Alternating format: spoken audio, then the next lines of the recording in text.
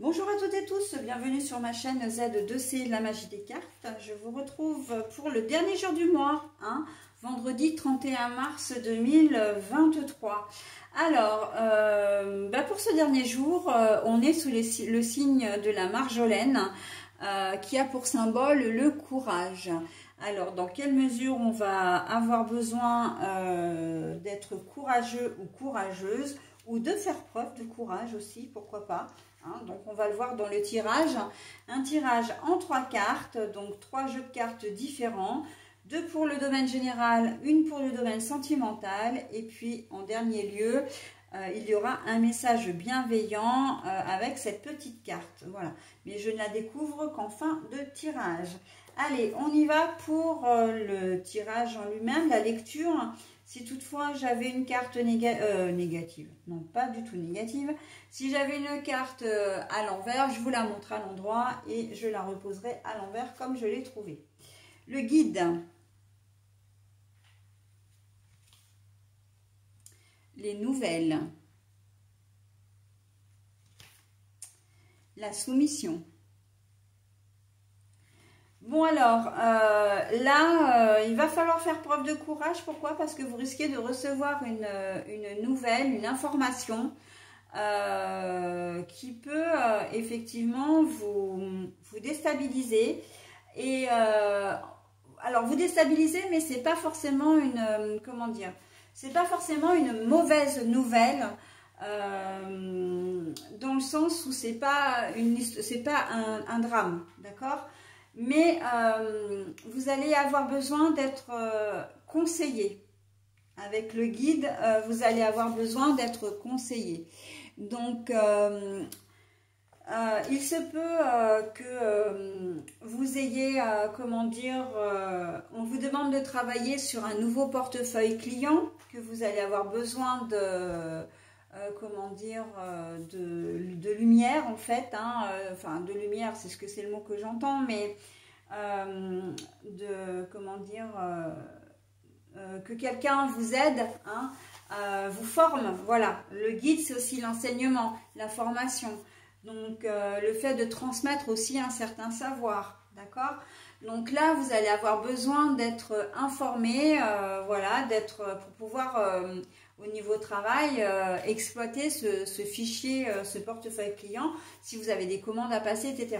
Il se peut que en cette journée de vendredi, il y ait des gens qui trouvent un travail et qui commencent leur nouvel emploi. Dans ces cas-là, voilà.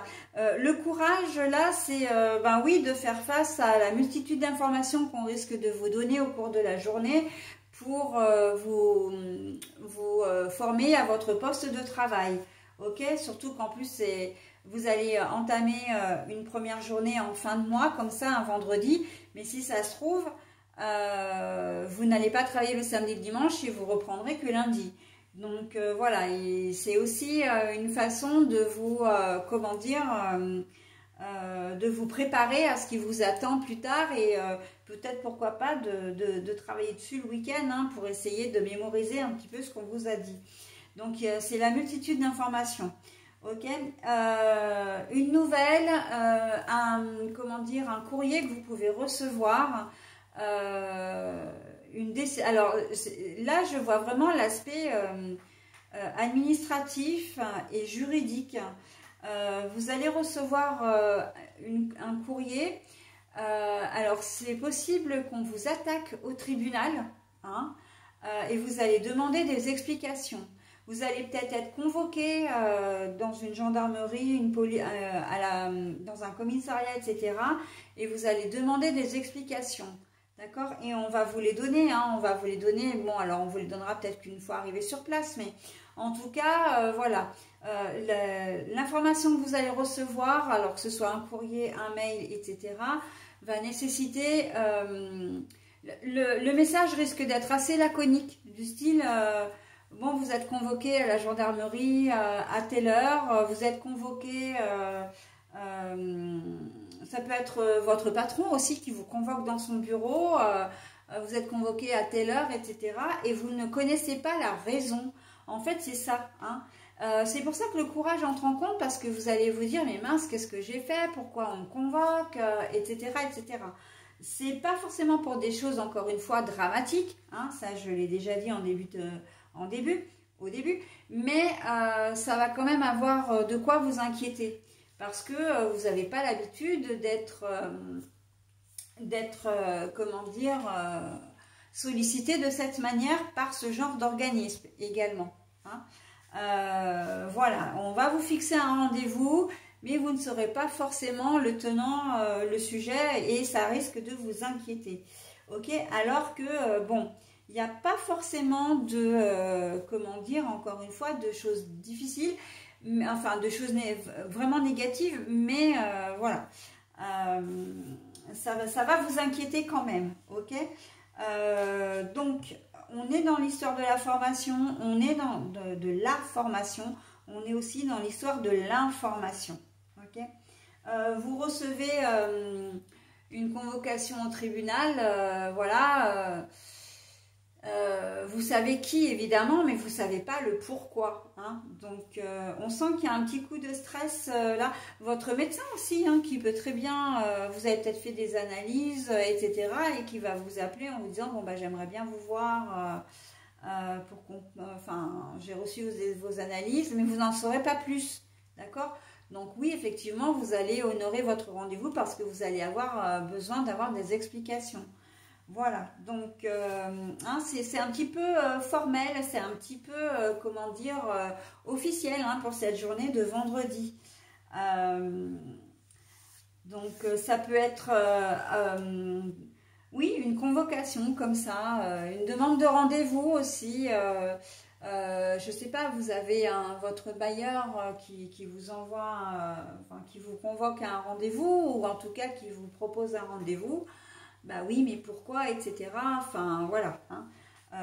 Vous le saurez quand vous y serez, j'ai envie de dire. Donc là, j'ai presque envie de vous inciter à ne pas refuser le rendez-vous. De toute façon, pour certaines, dans certaines, comment dire, pour certains organismes, vous ne pourrez pas, hein. Ça peut être aussi un autre organisme comme la CAF, la Sécu, etc., hein, qui vous convoque, voilà. Bon, ou Pôle emploi aussi, hein, si vous êtes au chômage depuis longtemps, voilà, donc on vous convoque, vous ne savez pas pourquoi, mais vous allez découvrir et demander des informations. Au niveau sentimental, on a la soumission. Alors la soumission, pour moi, c'est plutôt de laisser passer. On sent que votre conjoint ou conjointe n'est pas très bien. Et qu'il va être un peu virulent, hein, à chercher des conflits, peut-être même à crier pour un rien. Et on sent que certains d'entre vous vont dire amen, hein, amen à tout, hein, c'est l'expression consacrée, hein. Pour moi il n'y a rien de religieux là-dedans, mais c'est l'expression que l'on dit, hein, quand on dit ils disent amen à tout, c'est-à-dire que bon ben voilà, ils acceptent. Mais il y en a d'autres, pour d'autres ce sera plus, c'est presque courage fillon. C'est la soumission, pour moi, c'est pas forcément de dire oui, oui, oui, oui, oui, forcément. C'est aussi de dire, ben, cause toujours tu m'intéresses, et puis ben, quand tu auras fini de crier, et ben, on pourra reprendre une discussion. Voilà, hein. Donc c'est un peu le fait d'être un peu blasé, mais de laisser couler, de ne pas avoir envie, voilà, de suivre votre conjoint ou conjointe dans, comment dire, dans ces, entre guillemets, délires de cris, et parce que tout simplement, il ou elle n'est pas bien, et puis ça va être son moyen de communiquer en cette journée de vendredi, hein. Il y a des personnes qui peuvent aussi faire preuve d'autorité, en tout cas qui veulent tenter de faire preuve d'autorité sur vous, hein, de décider un petit peu à votre place, voilà, votre conjoint ou conjointe qui décide d'aller faire des courses, comment dire, il vous obligerait presque à l'accompagner, il a invité des personnes le vendredi soir, ou une sortie, il a prévu une sortie sans vous avertir, et vous êtes mise ou mis devant le fait accompli, d'accord. En fait, c'est ça, hein, c'est Cette crise un peu autoritaire, c'est ça, c'est de décider sans que vous ne soyez, sans que vous n'ayez donné votre accord, mais sans même que vous soyez informé également. Hein. Donc bon, on va, alors courage à vous pour soit contrecarrer, hein, parce que vous avez complètement le droit de dire bah non, moi je n'ai pas envie, donc ça ne se fera pas.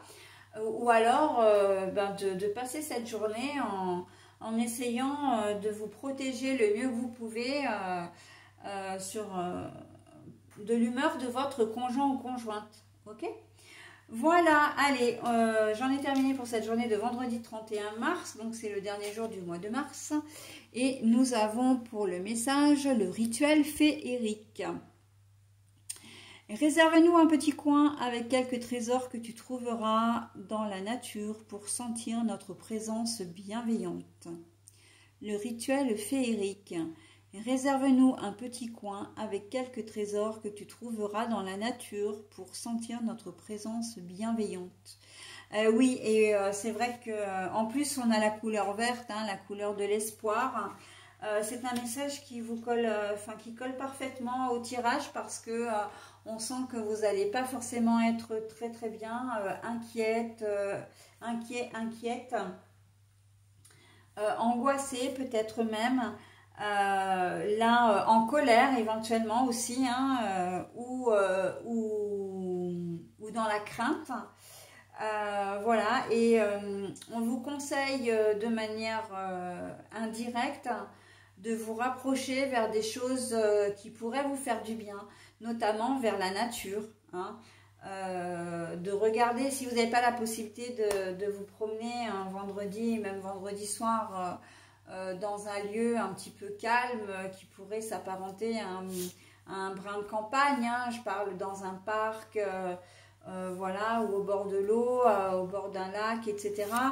Ne serait-ce que regarder le ciel, même s'il est gris le ciel, c'est pas grave, même si le ciel est chargé, mais au moins d'avoir ce sentiment quand même de vous évader, hein, et de puiser ce courage justement dans ces éléments naturels qui ne peuvent que vous faire du bien. Voilà, bah écoutez, j'en ai terminé avec cette journée de vendredi un petit peu chaotique. Et je vais passer à la journée de samedi 1er avril. À tout de suite.